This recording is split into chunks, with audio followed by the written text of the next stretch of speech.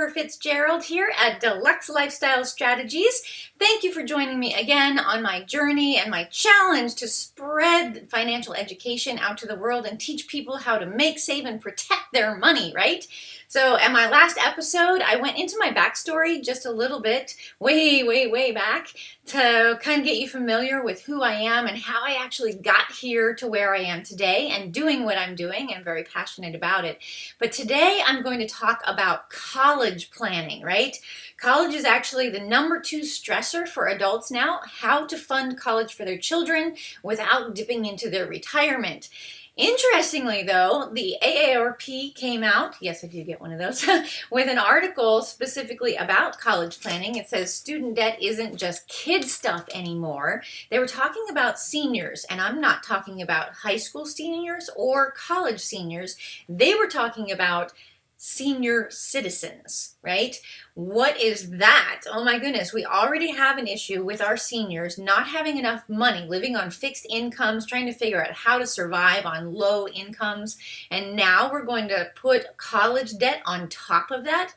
Where are we going to get that from? And that's actually what they referenced. How many seniors are actually going into retirement with college debt on their shoulders? They had one couple, as an example, had taken on college debt for a child, and when their child graduated, there was $95,000 in college debt, to which their payment was like $500 a month, and they were like, oh my gosh, we didn't even think about this, we can't afford that. So they put it in deferment, which is where it's been ever since their child graduated, and now it's over $114,000, and there is no light at the end of that tunnel for them.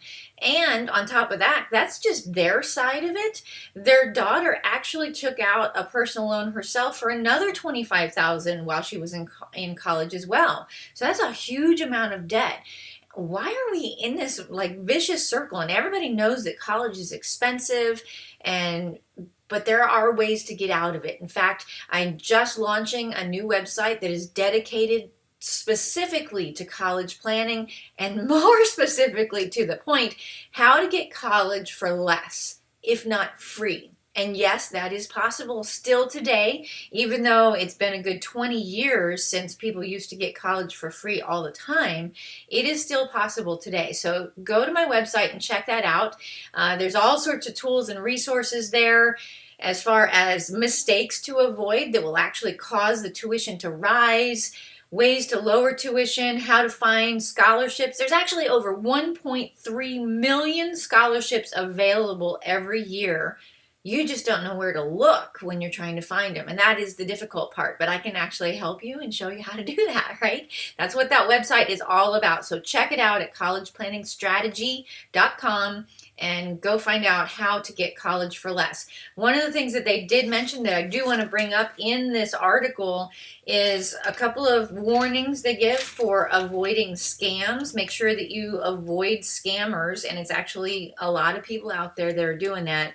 And when you consolidate, really be careful, because first off, if you consolidate a school loan to a private lender, it's no longer a school loan, by the way, although there could be some ways to get out of it if it's not a school loan anymore, possibly. But there are actually there are ways to get out of college debt. If you are retired and living on a fixed low income, you have options for getting your college debt removed. So make sure that you're very careful if you're going to consolidate college loans. And oftentimes, as I experienced myself, this is one of those ones that I did it. I know it's a bad thing to do. Consolidating college loan to another company caused my interest rate to go up.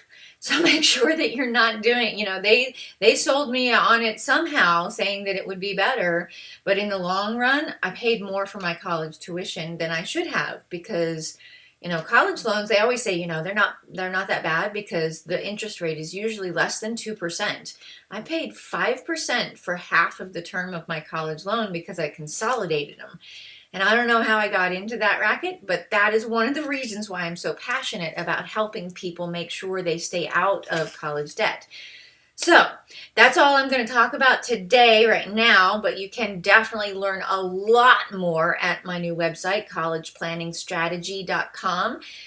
Tomorrow, the next episode, I can't say tomorrow, it's Saturday, have a great weekend, but the next episode, I'm going to be going into business topics, how to get staff, how to get not just any staff, but how to get good staff that's qualified, that wants to be there, that wants to run it like you do and give passion into it. How do you find those people, right? We're going to talk about that in my next episode.